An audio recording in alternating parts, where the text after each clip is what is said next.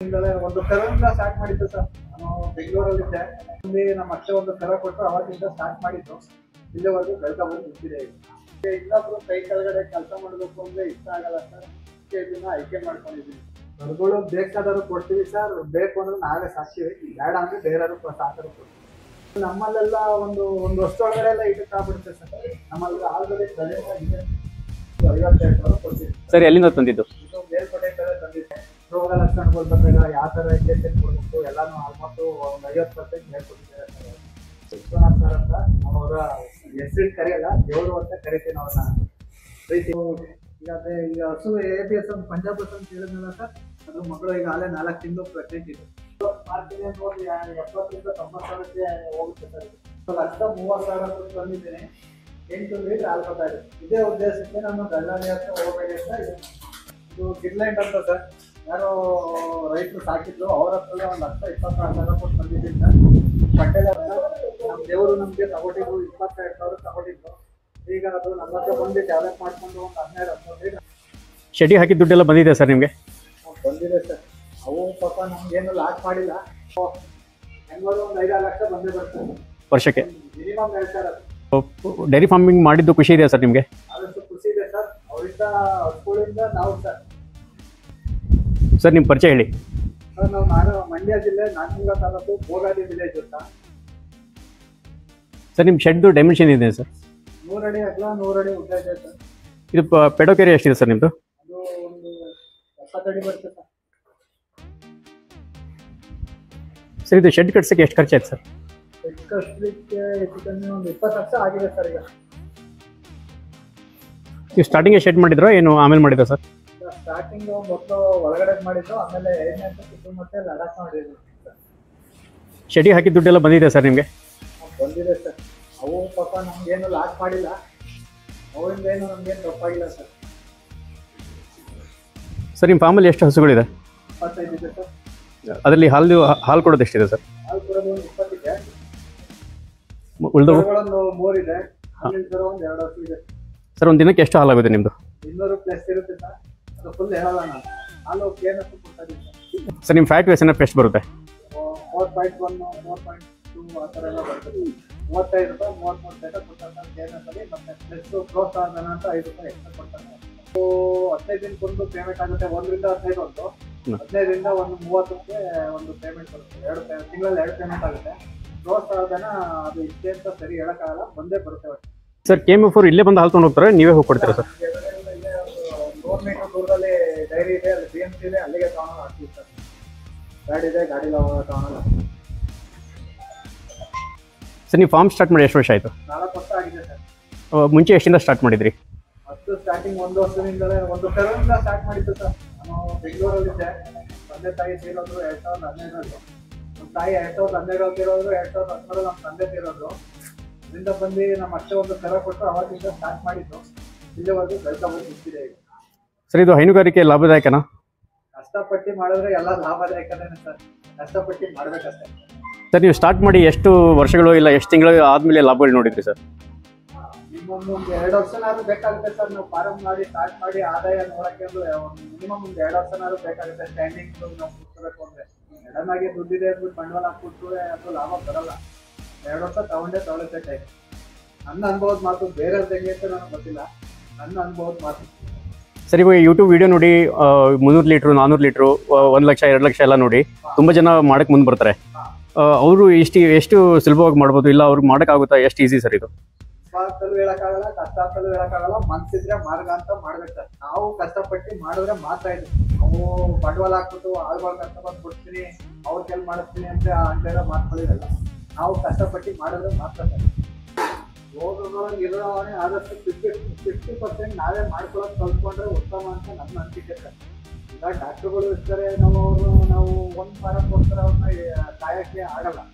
ಅಂದರೆ ಅವರು ಹೆಚ್ಚು ಒಂದು 30 ಊರು ಇರ್ತಾರೆ, 30 ಊರೆಲ್ಲ ನೋಡ್ಬೇಕು ಅವರು.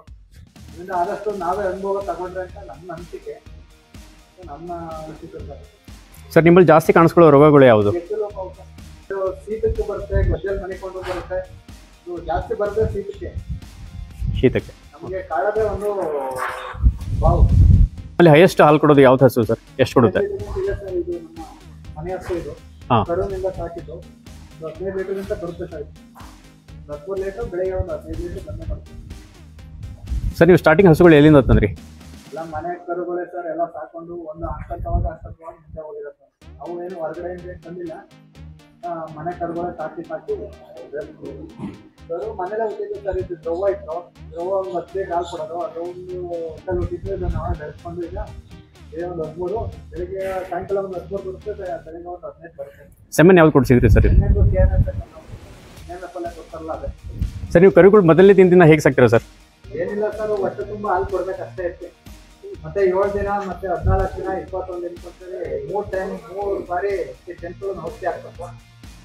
ಮಿನಿಮಮ್ ಒಂದು ದಿನಕ್ಕೆ ಒಂದು 6 ಲೀಟರ್ ಹಾಲು ಹಾಕ್ಬೇಕು ಸರ್. ಬೆಳಗ್ಗೆ 3 ಸಾಯಂಕಾಲ 3. ಸರ್ ಈ ಥರ ಸಾಕಿದ್ದು ಕರುಗಳು ಎಷ್ಟು ತಿಂಗಳಿಗೆ ಹೀಟಿಗೆ ಬರ್ತಾವೆ ಸರ್? ಇದು ನಮ್ಮಲ್ಲೆಲ್ಲ ಒಂದು ವರ್ಷ ಒಳಗಡೆ ಎಲ್ಲ ಇದು ಆಗ್ಬಿಡುತ್ತೆ ಸರ್. ನಮ್ಮಲ್ಲಿ ಆಲ್ರೆಡಿ ಇದೆ 4-5 ಕರುಗಳು ಇದೆ ನನ್ನ ಹತ್ರ. ಒಂದು ವರ್ಷ ಒಳಗಡೆ ಎಲ್ಲ ಇದು ತೊಗೊಳುತ್ತೆ ಸರ್. ನೀವು ಕರುಗಳು ಏನಾದ್ರು ಮಾಡ್ತೀರಾ? ಕರುಗಳು ಬೇಕಾದರೂ ಕೊಡ್ತೀವಿ ಸರ್. ಬೇಕು ಅಂದ್ರೆ ನಾವೇ ಸಾಕ್ತೀವಿ, ಬೇಡ ಅಂದ್ರೆ ಬೇರೆಯವರು ಸಾಕರು ಕೊಡ್ತೀವಿ. ಸರ್ ನೀವು ಫಾರ್ಮ್ ಸ್ಟಾರ್ಟ್ ಮಾಡೋಕ್ಕೆ ಸಪೋರ್ಟ್ ಯಾರಾದರೂ ಇದ್ದಾರಾ ಸರ್?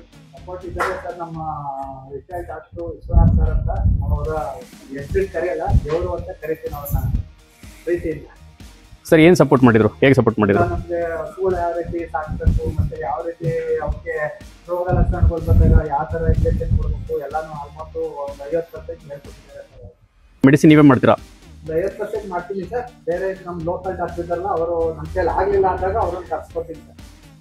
ಮತ್ತೆ ನಮ್ಮ ದೇವರು ಅಂತ ಹೇಳಿದ್ರಲ್ಲ ಸರ್, ಇದನ್ನು ಹಸುನೇ ಅವರೇ ಕೊಡ್ತಿರೋದು. ಇದು ಮತ್ತೆ ಇನ್ನೂ ಸುಮಾರು ಹಸುಗಳು ಕೊಟ್ಟಿದ್ದಾರೆ ನಮಗೆ.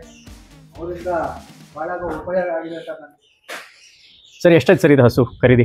ಇದು ಕೊಡಿಸ್ದಾಗ 52,000 ಕೊಡಿಸಿದ್ರು ಸರ್ ನನಗೆ. ಸರ್ ಕರು ಇದ್ದಾಗ ತಂದಿದ್ರೆ ಏನು?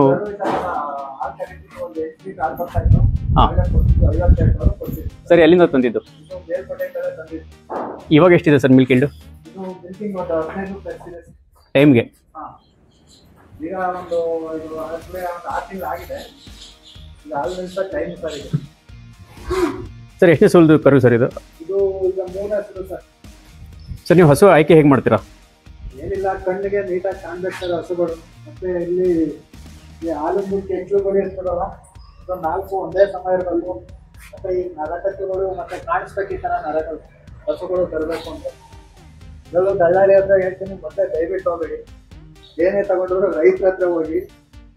ಅವ್ರದ್ದು ಹೊಸ್ದಾಗಿ ಮಾಡೋರಿಗೆ ಇದು ಒಂದು ಒಳ್ಳೆ ಸಂದೇಶ ಅಂತ ತಿಳ್ಕೊತೀನಿ. ನನ್ನ ಉದ್ದೇಶ ಬೇರೆಯವ್ರಿಗೂ ನನಗೆ ಗೊತ್ತಿಲ್ಲ ಸರ್. ಭಾಳ ಜನ ಸಂತೆ ಹೋಗಿ ಹಸುಗಳು ತೊಳ್ತಾರೆ, ಅವು ಅಂಥವ್ರಿಗೆ ಏನಂತೀರ? ಉದ್ದೇಶ ಆಗ್ತದೆ ಸರ್, ರೈತರ ಹತ್ರ ಆದಷ್ಟು ತಗೊಳ್ಳಿ ಅಂತ ನಾನು ಹೇಳ್ತಾ ಇರೋದು. ಸಂತೆ ಅವೆಲ್ಲ ನಮಗೆ ನಾನು ತಂದಿಲ್ಲ, ನಾನು ಏನಿದ್ರು ರೈತರ ಹತ್ರ ತಂದಿರೋದು. ಸರ್ ನೀವು ಹಸುಗಳಿಗೆ ಏನು ಮೇವು ಕೊಡ್ತೀರಾ ಸರ್? ನಾವು ಸೂಪರ್ ನೆಟ್ಟೆಡ್ ಅಂತಿದೆ, ಮತ್ತೆ ಸೈಲೇಜ್ 2 ಮಿಕ್ಸ್ ಮಾಡಿ ಕೊಡ್ತೀವಿ ಸರ್. ದಿನಕ್ಕೆ 2 ಬಾರಿ ಕೊಡ್ತೀವಿ. ಮತ್ತೆ KNF ಫೀಡ್ ಬರುತ್ತೆ, ಅದು 2 ಟೈಮ್ ಕೊಡ್ತೀವಿ ಸರ್. ಫೀಡ್ ಹೆಂಗೆ ಮಿಲ್ಕಿನ ಮೇಲೆ ಕೊಡ್ತೀರಾ ನೀವು ಇಷ್ಟ ಈ ಹಸುಗೆ? ಕೊಡಬೇಕಾಗುತ್ತೆ ಸರ್. ಎಷ್ಟು ಜಾಸ್ತಿ ಹಾಲು ಕೊಡುತ್ತೆ ಅದ್ರ ಮೇಲೆ ಡಿಪೆಂಡ್ ಮೇಲೆ ನಾವು ಕೊಡಬೇಕಾಗುತ್ತೆ ನಾವು. ಮತ್ತೆ ಮಿಲ್ಲರ್ ಮಿಕ್ಸರ್ ಅಂತ ಬರುತ್ತೆ, ಅದನ್ನು ಕೊಡ್ತೀವಿ ಸರ್. ಇವಾಗ 30 ಲೀಟರ್ ಹಾಲು ಕೊಡ್ತಿರೋ ಹಸುಗೆ ಎಷ್ಟು ಫೀಡ್ ಹಾಕ್ತೀರಾ? ಇನ್ನೇನು ಒಂದು 8 kg ಹಾಕ್ಬೇಕು ಸರ್ ಅದಕ್ಕೆ. ಸರ್ ಸೈಲೇಜ್ ನೀವೇ ಮಾಡ್ಕೊಂತೀರಾ ತರಿಸ್ತೀರಾ ಸರ್? ನಾವು ಹೊರಗಡೆಯಿಂದ ಚಾಪ್ ಮಾಡಿ ತಂದು ಕೊಡ್ತಾರೆ ಸರ್. ಟನ್ ಲೆಕ್ಕದಲ್ಲಿ ಅದು ತಂದು ಇಲ್ಲಿ ಅನ್ಲೋಡ್ ಮಾಡಿ ಕೊಡ್ತಾರೆ ಅವರೇ. ನಾವೊಂದು ಸೈಲೇಜ್ ಗುಂಡಿ ಕಟ್ಟಿದ್ವಿ, ಅದ್ರಲ್ಲಿ ಲೋಡ್ ಮಾಡ್ಕೊಂಡು ದಿನ ಹಾಕ್ತೀವಿ ಸರ್. ನಿಮ್ಗೆ ಸೈಲೇಜ್ ಏನು ರೇಟಿಗೆ ಸಿಗ್ತದೆ? 5,300ಕ್ಕೆ ಈಗ ಪುಡಿ ಮಾಡಿ ತಂದು ಕೊಡ್ತಾರೆ. ರೆಡಿಮೇಡ್ ಸಿಗುತ್ತೆ 5,300ಕ್ಕೆ. ಇಲ್ಲಿ ಅಲ್ಲಿ ಫೀಲ್ಡ್ ಇಟ್ಕೊಂಡಿದ್ದೀವಿ, ಅಲ್ಲಿಗೆ ಬಂದು ಲೋಡ್ ಮಾಡ್ತಾರೆ. ಅದರಿಂದ ನಾವು ಇಲ್ಲಿ ಡಪ್ ಮಾಡಿಕೊಂಡು ಉಪ್ಪು ಬೆಲ್ಲದ ನೀರು ಹಾಕಿ, ಈಗ ಖಾಲಿ ಆಗಿದೆ ಇವತ್ತು ಬರುತ್ತೆ. ಉಪ್ಪು ನೀರು ಬೆಲ್ಲ ಹಾಕಿ ಪ್ಯಾಕಪ್ ಮಾಡಿ 45 ದಿನ ತೆಗಿತೀವಿ ಸರ್. ಸೈಲೇಜ್ ಹಾಕೋದ್ರಿಂದ ಏನು ಲಾಭ ಇದೆ? ಸೈಲೇಜ್ ಹಾಕೋ ಉದ್ದೇಶ ಒಂದೇ ಸಮ ಹಾಲು ಬರುತ್ತೆ. ಒಂದ್ಸರಿ ಕಡ್ಡಿ ತರಿಸಿದ್ರೆ ಏನಾಗುತ್ತೆ ಅಂದರೆ ಒಂದ್ಸರಿ ಒಂದು ವಾರ ಆದಮೇಲೆ ಎಲ್ಲ ಒಣಗೋಗುತ್ತೆ. ಆಗ ಹಾಲು ವೇರಿಯೇಷನ್ ಬರುತ್ತೆ. ಸೈಲೇಜ್ ಹಾಕೋ ಉದ್ದೇಶ ಒಂದೇ ಸಮ ಹಾಲು ಬರುತ್ತೆ. ಯಾವಾಗ ಒಂದು ಉದ್ದೇಶ ಮತ್ತೆ ಹಸುಗಳು ಮೈಕಟ್ಟು ಎಲ್ಲ ಚೆನ್ನಾಗಿರುತ್ತೆ.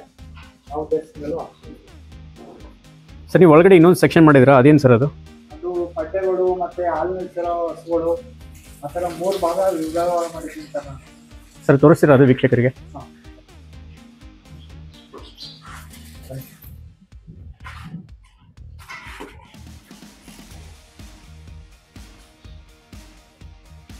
ಇದು ಈಗ ಹಸು ಒಂದು ಪಂಜಾಬ್ ಅಂತ ಹೇಳಿದ್ನಲ್ಲ ಸರ್, ಅದ್ರ ಮಗಳು ಈಗ ಅಲ್ಲೇ 4 ತಿಂಗಳು ಪ್ರೆಗ್ನೆಂಟ್ ಇದೆ.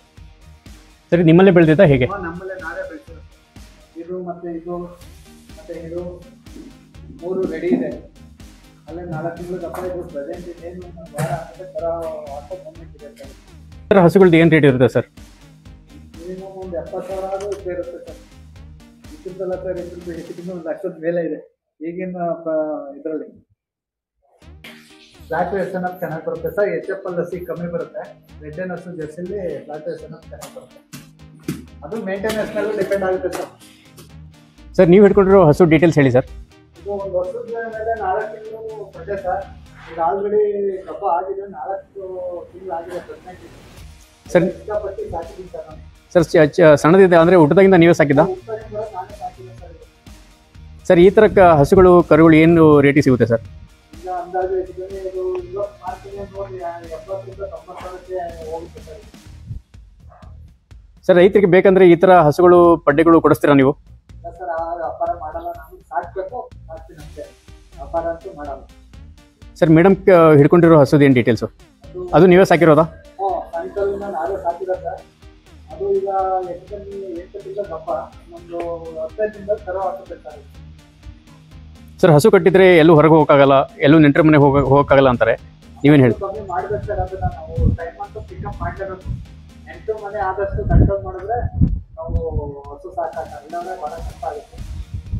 ಸರ್, ಹಸು ಸಾಕಾಣಿಕೆಯಲ್ಲಿ ಸಕ್ಸಸ್ ಆಗಬೇಕಂದ್ರೆ ಮೇನ್ ಪಾಯಿಂಟ್ಸ್ ಅಂತ ಏನಾರು ಇದಾವ? ಇದೆ ಸರ್. ನಾವು ಕಷ್ಟಪಟ್ಟು ದುಡಿದ್ರೆ ಮಾತ್ರ. ಬೇರೆ ರೀತಿ ಮಾಡ್ತೀನಿ ಅಂದರೆ ಆಗಲ್ಲ. ನಾವು ಸ್ವಂತ ಕೆಲಸ ಮಾಡ್ಬೇಕು ಸರ್. ಸರ್, ಇದು ಡೈರಿ ಫಾರ್ಮಿಂಗ್ ಮಾಡಿದ್ದು ಖುಷಿ ಇದೆಯಾ ಸರ್ ನಿಮಗೆ? ಆದಷ್ಟು ಖುಷಿ ಇದೆ ಸರ್. ಅವರಿಂದ ಹಸುಗಳಿಂದ ನಾವು ಸರ್. ಸರ್, ನೀವು ಒಂದು ವರ್ಷದ ಆದಾಯ ಏನಿದೆ ಸರ್? ಇದು ಆದಾಯ ಎಲ್ಲ ಕಷ್ಟಪಟ್ಟು ಮಾಡಿದ್ರೆ ಆದಾಯ ಬಂದೇ ಬರುತ್ತೆ ಅಂತ ಹೇಳಕ್ ಇಷ್ಟಪಡ್ತೀನಿ. ಇಷ್ಟೇ ಅಂತ ಹೇಳಕ್ ಆಗಲ್ಲ ಸರ್. ಒಂದು ರಫ್ ಫಿಗರ್, ವರ್ಷದ್ದು, ತಿಂಗಳದಲ್ಲ, ಹೆಂಗಾದ್ರು ಒಂದು 5-6 ಲಕ್ಷ ಬಂದೇ ಬರುತ್ತೆ ವರ್ಷಕ್ಕೆ ಮಿನಿಮಮ್ ಹೇಳ್ತಾರೆ. ಸರ್, ನೀವು ಸಗಣಿನ ಏನು ಮಾಡ್ತೀರಾ ಸರ್?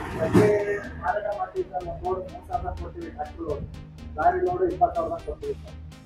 ಹೆಂಗೋದು ಅದೆಲ್ಲ ಹೆಂಗೋದು ಒಂದು 1 ಲಕ್ಷ ಆದಾಯ ಬರುತ್ತೆ. ಈ ಥರ ಒಂದು 2 ಗಂಟೆ ಸಾಕಿದ್ರೆ ತಪ್ಪೇನಾಗಲ್ಲ. ಸರ್, ನಿಮ್ಮ ವೈಫ್ ಅವ್ರು ನಿಮಗೆ ಎಷ್ಟು ಹೆಲ್ಪ್ ಮಾಡ್ತಾರೆ? 10% ಹೆಲ್ಪ್ ಮಾಡ್ತೀವಿ ಸರ್. 150 ಭಾಗ ಅವರು ಮಾಡ್ತಾರೆ, ನಾನು ಮಾಡ್ತೀನಿ. ಮತ್ತೆ ನಮ್ಮ ಅಕ್ಕ ಒಬ್ರು ಇದ್ದಾರೆ, ಅವ್ರನ್ನ ಕೊಡ್ತಿರ್ಬೇಕಾರೆ ಅವರು ಹೆಲ್ಪ್ ಮಾಡ್ತಾರೆ. ಸರ್, ನಿಮ್ಮದು ಹಾಲು ಕರೆಯೋ ಟೈಮಿಂಗ್ ಸರ್? ಹಾಲು ಕರೆಯೋ ಟೈಮಿಂಗು ಬೆಳಿಗ್ಗೆ 5:30, ಸಾಯಂಕಾಲ 5:30. ಅದೇ ನಾವು 3 ಜನ ಇದ್ದೀವಿ ಸರ್. ನಾವೇ 3 ಜನ, ಓನರು ನಾವೇ, ಕ್ಲೀನರು ನಾವೇ, ಎಲ್ಲ ನಾವೇ. ಚೆನ್ನಾಗಿ ರೆಸ್ಪೆಕ್ಟ್ ಆಗಿ 3 ಜನನೇ ಮಾಡ್ತೀವಿ ಸರ್. ಸರ್, ನಿಮ್ಮ ದಿನದ ಖರ್ಚು ಎಷ್ಟಿದೆ ಸರ್? ದಿನಕ್ಕೆ ಒಂದು 6,000 - 7,000 ಖರ್ಚು ಬರುತ್ತೆ ಸರ್. 6,000 - 7,000 ಖರ್ಚು ಬರುತ್ತೆ. ಅದ್ರ ಮೇಲೆ ಏನು ಉಳಿತದೆ ಅದ್ರ ಮೇಲೆ ಡಿಪೆಂಡ್ ಸರ್. 200 ಲೀಟ್ರ್ ಮೇಲೆ ಹಾಕಿದ್ರೆ ಮಾತ್ರ ನಿಮಗೆ ವರ್ಕೌಟ್ ಆಗೋದು. ಫಾರಮ್ ಮಾಡಿರೋದು ಅದು ಹೊರಗಡೆ ಬಂದರೆ ಅವ್ರಿಗೆ ಮೈನಸ್ ಬರುತ್ತೆ. ಸರ್, ನೀವು ಡೈರಿ ಫಾರ್ಮಿಂಗ್ಗೆ ಯಾಕೆ ಚೂಸ್ ಮಾಡಿದ್ರಿ? ಡೈರಿ ಫಾರಮ್ಮು ಮತ್ತೆ ನಮಗೆ ಇನ್ನೊಬ್ರು ಕೈ ಕೆಳಗಡೆ ಕೆಲಸ ಮಾಡಬೇಕು ಅಂದರೆ ಇಷ್ಟ ಆಗಲ್ಲ ಸರ್. ಇದನ್ನ ಆಯ್ಕೆ ಮಾಡ್ಕೊಂಡಿದ್ದೀನಿ ಸರ್. ಮತ್ತೆ ಅವರು ಅದು ಮಾಡು, ಇದು ಮಾಡು, ಅದನ್ನು ಮಾಡು, ಇದು ನಮಗೆ ಆಸೆ ಇದಿಲ್ಲ. ನಾವು ಎಷ್ಟು ಕಷ್ಟಪಟ್ಟು ಮಾಡ್ತೀವೋ ಅಷ್ಟು ನಮಗೆ ಆದಾಯ ಬರುತ್ತೆ. ಅದಕ್ಕೆ ನಾನು ಇದನ್ನು ಚಾಯ್ಸ್ ಮಾಡಿದ್ದೀನಿ ಸರ್. ಇದ್ಯಾವುದು ಹಸು ಸರ್? ಇದರದ್ದೇನು ಡೀಟೇಲ್ಸ್ ಇದೆ? ಇದು ಗಿರ್ಲೈಟ್ ಅಂತ ಸರ್. ಯಾರೋ ರೈತರು ಸಾಕಿದ್ರು, ಅವ್ರ ಹತ್ರ 1,20,000 ಕೊಟ್ಟು ಬಂದಿದ್ದೀನಿ ಸರ್. ಬಟ್ಟೆಲೆ ಒಂದು 12 ಲೀಟರ್ ಹಾಲು ಬಂದಿದೆ. ಮತ್ತು ಇದು ರೋಗ ಲಕ್ಷಣಗಳು ಕಮ್ಮಿ, ಮತ್ತು ಹಾಲು ಕ್ವಾಲಿಟಿ ಚೆನ್ನಾಗಿರುತ್ತೆ. ಇದು ಎಮ್ಮೆ ಹಾಲು ಥರ ಇದೆ. ಫ್ಲಾಟ್ ವೇಸನ್ ಹಾಕೊಂಡು ಚೆನ್ನಾಗಿ ಬರುತ್ತೆ ಸರ್. ಸರ್, ಈ ಹಸು ಬಗ್ಗೆ ಡೀಟೇಲ್ಸ್ ಹೇಳಿ ಸರ್. ಈ ಹಸು ಬಗ್ಗೆ ಸರ್ ಅದೇ ಹೇಳಿದ್ನಲ್ಲ, ದಲ್ಲಾಳಿ ಹಂತಕ್ಕೆ ಹೋಗಬೇಡಿ ರೈತರು ಅಂತ. ಮೊನ್ನೆ ಈಗ ಒಂದು 15 ದಿನ ಆಗಿದೆ ತಂದು 1,30,30,000 ತಂದಿದ್ದೀನಿ. 8 ಲೀಟರ್ ಹಾಲು ಬರ್ತಾಯಿದೆ. ಇದೇ ಉದ್ದೇಶಕ್ಕೆ ನಾನು ದಲ್ಲಾಳಿ ಹತ್ರ ಹೋಗಬೇಡಿ ಅಂತ ಹೊಸ್ತಾಗಿ ಮಾಡೋದು ನನ್ನ ಅಭಿಪ್ರಾಯದಲ್ಲಿ ಹೇಳ್ತಾ ಇದ್ದೀನಿ. 1,30,000 ಕೊಟ್ಟು 8 ಲೀಟರ್ ಹಾಲು ತಗೊಂಡ್ರೆ ರೈತರು ಎಲ್ಲಿರ್ತಾರೆ ಅಂತಾರೆ ಸರ್. ಆ ಉದ್ದೇಶಕ್ಕೆ ನಾವು ದಲ್ಲಾಳಿ ಹತ್ರ ತಗೋಬೇಡಿ, ಆದಷ್ಟು ರೈತರ ಹತ್ರ ಹಸುಗಳು ತಗೊಳ್ಳೋಕ್ಕೆ ಪ್ರಯತ್ನ ಪಡಿ ಅಂತ ಹೇಳಕ್ಕೆ ಇಷ್ಟಪಡ್ತೀನಿ. ಸರ್, ನಿಮ್ಮ ಫಾರ್ಮಲ್ಲಿ ಯಾವುದಾದ್ರು ಮೆಷಿನ್ಗಳು ಇಟ್ಟಿದ್ದೀರಾ ಸರ್? ಫಾರ್ಮಲ್ಲಿ 3 ಥರ ಮಿಷಿನ್ ಇದೆ ಸರ್. ಇದು ಕೊಟ್ಟಿಗೆ ವಾಶ್ ಮಾಡೋಕ್ಕೆ ತಂದಿಟ್ಕೊಳ್ತೀವಿ. ಮತ್ತು ಇದೆರಡು ಹಾಲು ಕರೆಯೋದು, ಮತ್ತು ಇದು ಜನರೇಟ್ರು ಕರೆಂಟ್ ಏನಾದ್ರು ಹೋದಾಗ ಹಾಲು ಕರೆಯೋಕ್ಕೆ ತೊಂದರೆ ಆಗುತ್ತೆ ಅಂತ ಜನರೇಟ್ ತಂದಿಟ್ಕೊಂಡಿದ್ದೀವಿ ಸರ್. ಸರ್, ಈ ಮಿಷಿನ್ ಯಾವ ಕಂಪ್ನಿ ಸರ್ ಇದು? ಮ್ಯಾರಥಾನ್ ಕಂಪ್ನಿದು ಅಂತ ತಂದಿದ್ದೀವಿ ಸರ್. 3 ವರ್ಷ ಆಗಿದೆ ತಗೊಂಡು, ಏನು ಸಮಸ್ಯೆ ಇಲ್ಲ, ಚೆನ್ನಾಗಿದೆ. ಯೂಸ್ ಮಾಡೋಕ್ಕೆ ಹೇಳಕ್ಕೆ ಸರ್ ಮಿಲ್ಕಿಂಗ್ ಮಿಷಿನ್ ಏನು ಪ್ರೈಸ್ ಐತೆ ಸರ್ ನಿಮಗೆ? ನಾವು 3 ಬಕೆಟ್ ಯೂಸ್ ಮಾಡ್ತೀವಿ ಸರ್. 2 ಮಿಷಿನ್ ತಗೊಂಡಿದ್ದೀವಿ, 60,000 ಕೊಟ್ಟು ತಗೊಂಡಿದ್ದೆ ಸರ್. 3 ವರ್ಷದಿಂದ ಏನು ಸಮಸ್ಯೆ ಇಲ್ಲ. ಸಣ್ಣ ಪುಟ್ಟ ಖರ್ಚುಗಳು ಬರ್ತದೆ, ನಾವು ಮಾಡ್ಕೋಬೇಕಾಗುತ್ತೆ. ಸರ್ ಈ ಹಸುದು ಏನು ಡೀಟೇಲ್ ಸರ್? ಈ ಹಸು ನಮಗೆ ಯಾವ ರೈತರ ಹತ್ರ ಅವರು ಸಾಕಾಗಲ್ಲ ಅಂತ ತುಂಬ ಲಾಸ್ ಮಾಡಿದ್ರು ಸರ್. ನಮ್ಮ ದೇವರು ನಮಗೆ ತಗೊಂಡಿದ್ದು 22,000 ತಗೊಂಡಿದ್ದು. ಈಗ ಅದು ನಮ್ಮ ಹತ್ರ ಬಂದು ಡೆವಲಪ್ ಮಾಡ್ಕೊಂಡು ಒಂದು 12-13 ಲೀಟ್ರ್ ಹಾಲು ಬರ್ತಾಯಿದೆ ಸರ್. 2 ಕಿಲೋ ಹಾಲು ಕರೆದಿದ್ದೀವಿ, ಚೆನ್ನಾಗಿ ಇದೆ ಸರ್ ಇದು. ಸರ್ 12-13 ಲೀಟ್ರು ಪರ್ ಟೈಮ್ಗೆ ದಿನಕ್ಕೆ? ಇಲ್ಲ, ಫುಲ್ ಟೈಮ್ಗೆ ಬರುತ್ತೆ. ಒಂದು ಕರುವಾಕಿದ್ದು ಮುಟ್ಟಿದ್ದು ಒಂದು ಫುಲ್ ಟೈಮ್ 12 ಲೀಟ್ರ್ ಬಂದೇ ಬರುತ್ತೆ ಸರ್. ಆಮೇಲೆ ಇದು ಕೂಡ ಡೌನ್ ಆಗ್ತಾ ಹೋಗುತ್ತೆ. ಅದು ಗರ್ಭಿಣಿ ಆದಾಗಿ ಅದು ಡೌನ್ ಆಗುತ್ತೆ ಸರ್. ನಿಮ್ಮಲ್ಲಿ ಆವ್ರೇಜ್ ಆಗಿ ಡ್ರೈ ಪೀರಿಯಡ್ ಬಂದಾಗ ಮಿಲ್ಕ್ ಇಲ್ಲಿ ಏನಿರುತ್ತೆ? ಮಿನಿಮಮ್ ಒಂದು 10 ಲೀಟರ್ ಹಾಲು ಇರುತ್ತೆ ಸ್ಟಾರ್ಟಿಂಗ್ 3 ತಿಂಗಳು ಒಂದು ಮಿನಿಮಮ್ ಇದೆ ಇರ್ತದೆ, ಆಮೇಲೆ ಡೌನ್ ಆಗುತ್ತೆ ಸರ್. ಸರ್ ಈ ಹಸು ಡೀಟೇಲ್ಸ್ ಹೇಳಿ ಸರ್. ಇದು ಫಾರಮಲ್ಲಿ ಇತ್ತು ಸರ್. ನಮ್ಗೆ ಯಾವುದೋ ಒಂದು ಫಾರಮ್ ಖಾಲಿ ಮಾಡ್ತಾ ಇದ್ದೋ ಅವರಲ್ಲಿ ತಂದಿದ್ದು 52,000 ಕೊಟ್ಟು ತಂದಿದ್ದೆ. ಇನ್ನೊಂದು 10 ಲೀಟ್ರ್ ಬರ್ತಾ ಇದೆ ಸರ್. ಈ ಹಸುದು ಏನು ಡೀಟೇಲ್ ಸರ್? ನಮ್ಮ ದೇವರು ಅಂತ ಹೇಳ್ತಾರೆ ಸರ್. ನಮ್ಮ ಡಾಕ್ಟ್ರು ಅವರು 35,000 ತಗೊಂಡಿದ್ದು ಈಗ ಆಗಿದ್ದು. ಈಗ ಸ್ವಲ್ಪ ಡೆವಲಪ್ಮೆಂಟ್ ಮಾಡ್ಕೊಂಡು ಇವಾಗ 12 ಲೀಟರ್ ಹಾಲು ಬರ್ತಾ ಇದೆ ಸರ್. ಈ ಕರುವಾಗಿ ಒಂದು 20 ದಿನ ಆಗಿದೆ. ಈಗ ಫುಲ್ ಡೇ ಒಂದು 25 ಲೀಟರ್ ಇದೆ ಸರ್. ನಿಮ್ಮ ಜಮೀನು ಎಷ್ಟಿದೆ ಸರ್? ಜಮೀನು ಒಂದು 3 ಎಕರೆ ಇದೆ ಸರ್. ಸರ್ ಏನು ಬೆಳ್ತಿದ್ದೀರಾ 3 ಎಕರೆಯಲ್ಲಿ? 1 ಎಕರೆಯಲ್ಲಿ ಸುತ್ತರ್ ನೇತರ್ ಇದೆ, ಇನ್ನೊಂದು ಎಕರೆ 1.5 ಎಕರೆ ತೋಟ ಇದೆ, ಇನ್ನೊಂದು ಅರ್ಧ ಎಕರೆಯಲ್ಲಿ ರಾಗಿ ಬೆಳೆಸಿದ್ದೀವಿ ಸರ್. ಸರ್ ತೋಟ ಯಾವುದಿದೆ? ತೋಟ ತೆಂಗಿನ ತೋಟ ಇದೆ ಸರ್. ಇದು ಅಗ್ರಿಕಲ್ಚರ್ ಬೆಸ್ಟ್ ಅಂತೀರಾ ಏನು ಡೈರಿ ಫಾರ್ಮಿಂಗ್ ಬೆಸ್ಟ್ ಅಂತೀರಾ? ನನ್ನ ಚಿಕ್ಕಲ್ಲಿ ಇದೇ ಬೆಸ್ಟ್ ಅನ್ಕೋತೀನಿ